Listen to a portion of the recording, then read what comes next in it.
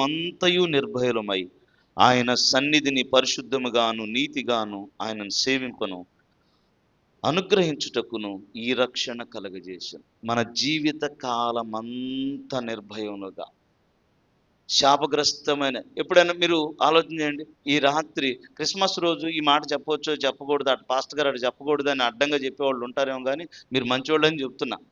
ఏంటో తెలుసా?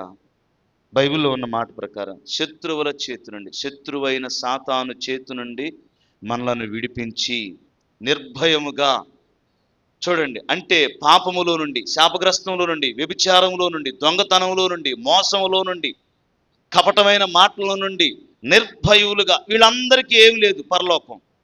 కానీ దేవుడు అనుగ్రహించిన ఆ యేసు ప్రభు నరవతారిగా ఈ లోకానికి వచ్చి మన జీవితంలో జన్మించినప్పుడు నిర్భయంగా, ఇక నేను ప్రభు బిడ్డను, సాతాను నా మీద ఏలుబడి లేదు, ఎప్పుడు ప్రభు పిలిచినా ప్రభు దగ్గరికి నేను వెళ్ళగలను, ధైర్యముగా బ్రతకగలిగిన రక్షణ ఏదైనా ఉందంటే అది యేసు జన్మంలోనే ఉంది. స్తోత్రం చూద్దామా?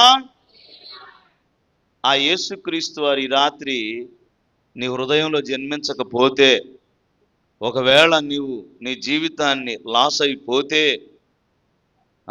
ఇందాక పాస్టర్ గారు చెప్పారు, పట పట పట కట కట కట అన్నారు. ఏంటండి? ఎక్కడ ఉంటాయి అయ్యి పళ్ళు కొరికేది?